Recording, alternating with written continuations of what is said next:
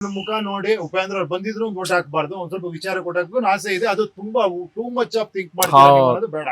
Okay, ನಾನು ಹೋಗ್ತೀನಿ, ಆದಷ್ಟು ನಾನು ಜನರನ್ನ ಮೀಟ್ ಮಾಡ್ತೀನಿ, ಹೊಸ ಪಾಯಿಂಟ್ ಮಾಡ್ತೀನಿ. ನೆಕ್ಸ್ಟ್ ಮೂರನೇದು, ಇವಾಗ ನೀವೆಲ್ಲ ಹೇಳ್ತೀರ ನೀವ್ ನಿಂತ್ಕೊಂತೀರಾ, ಖಂಡಿತಪ್ಪ ನಿಂತ್ಕೊಂತೀನಿ. ನೀವ್ ನಿಂತ್ಕೊಂಡ್ರೆ ನಾವೆಲ್ಲ ಸಪೋರ್ಟ್ ಮಾಡ್ತೀವಿ. ಮತ್ತದು ನಾಯಕನ ಇಲ್ಲ ಹಂಗಲ್ಲ ತಪ್ಪಲ್ಲ. ನನಗೆ ಇನ್ನೊಂದು ಎಕ್ಸಾಂಪಲ್ ಕೊಡ್ತೀನಿ. ಅಲ್ಲೊಂದು ಕಲ್ಲಿದೆ, ಅಡ್ಡ ಬಿದ್ದಿದೆ ರೋಡ್ಗೆ. ನಾನು ಎಲ್ಲರೂ ಬಂದ್ರಿ ಅದೆಲ್ಲ ಸೈಡ್ಗೆ ಹಾಕ್ ಬಂದು, ಇವೆಲ್ಲ ಬಂದ್ರೆ ಸೈಡ್ಗೆ ಹಾಕುವ ಬದಲು ನಾನ್ ಫಸ್ಟ್ ಜರುಗ್ಸಕ್ ಶುರು ಮಾಡ್ತೀನಿ. ನೀವೆಲ್ಲ ಬನ್ನಿ ಅಂತ ಕರಿತೀನಿ, ಅವರು ಬಂದಿರಪ್ಪ ಎಲ್ಲ ಸೇರ್ಸ್ ಹಾಕ್ತಿವಿ. ಈಗ ನನ್ ಕರ್ತವ್ಯನ ಇದೆ, ನಾನ್ ಅನ್ಕೊಂಡಿದ್ದು ಇಷ್ಟೇ ಅಂತ. ಇಲ್ಲ, ನೀವ್ ಎಲೆಕ್ಷನ್ಗೂ ನಿಂತ್ಕೊಬೇಕ್ರಿ, ನೀವ್ ನಿಂತ್ಕೊಳ್ಳಿ, ನಾವೆಲ್ಲ ಸಪೋರ್ಟ್ ಮಾಡ್ತೀವಿ. ಓಕೆಪ್ಪ, ಅದು ನಿಂತ್ಕೊಂತೀನಪ್ಪ. ಓಕೆನಾ? ಅದಕ್ಕೋಸ್ಕರ ನೀವ್ ಇದಕ್ಕೆ ಒಂದಷ್ಟು ಜನ ಇದಕ್ಕೆ ಐಡಿಯಲ್ಲಿ ತಿಳ್ಕೊಂತೀರಾ, ನಾನು ನಿಂತ್ಕೊಂತೀನಿ.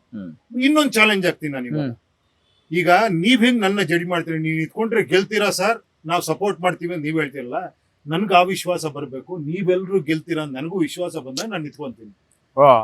ಕೇಳಿ ಒಂದ್ ನಿಮಿಷ, ನೀವು ಅದನ್ನು ಇದೇ ತರ ಇಲ್ಲ. ಹೌದು, ನನಗೂ ಒಂದು ವಿಶ್ವಾಸ ಬರತ್ತಲ್ಲ, ಈಗ ನಾನ್ ಗೆಲ್ತೀನಿ ಅಂತ ವಿಶ್ವಾಸ ಬಂದ್ರೆ ನೀವು ವೋಟ್ ಹಾಕ್ತೀರಾ.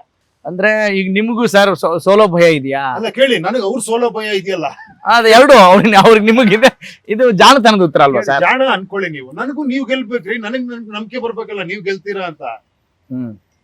ಈಗ ಹೆಂಗ್ ನಂಬಿಕೆ ಬರತ್? ನಿಮ್ಗೆ ಬರ್ಬೇಕಂದ್ರೆ ಏನ್ ಮಾಡ್ಬೇಕು? ಅಲ್ಲ, ನಾನ್ ಹೇಳಿದ್ದು ನೀವು ಅಲ್ಲ ಸರ್, ಈಗ ನನ್ಗೆ ಒಂದ್ ಆಪ್ ಅಲ್ಲಿ ಜಾಸ್ತಿ ಜನ ಬರ್ಬೇಕು, ಒಂದ್ ಟಾಕ್ ಗಳು ಆಗ್ಬೇಕು, ಒಂದಷ್ಟು ಜನ ಪಾರ್ಟಿಸಿಪೇಟ್ ಮಾಡ್ತೀರಾ ಅನ್ನಿಸ್ಬೇಕು ನನಗೆ, ಅಲ್ವಾ?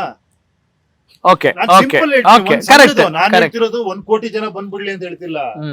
4 ಜನ ಬಂದವರು ಕೂಡ ಅಲ್ಲೊಂದು ಎಕ್ಸ್ಚೇಂಜ್ ಆಫ್ ಥಾಟ್ಸ್ ಆಗ್ತಾ ಇದೆ. ಅಲ್ಲಿ ರೇಟ್ ಮಾಡ್ತೀರಾ ಜನ, ಇವ್ನ್ ಸರಿ ಇಲ್ಲ, ಇವ್ನ್ ಚೆನ್ನಾಗಿದ್ದಾನೆ, ಇವ್ನ್ ಎಲೆಕ್ಷನ್ ನಿಂತ್ಕೊಬಹುದು ಅಂತ ರೇಟ್ ಮಾಡ್ತೀರಾ ಅಂತ ನನಗ್ ಕಾನ್ಫಿಡೆನ್ಸ್ ಬಂದ್ರೆ, ಅಲ್ವಾ?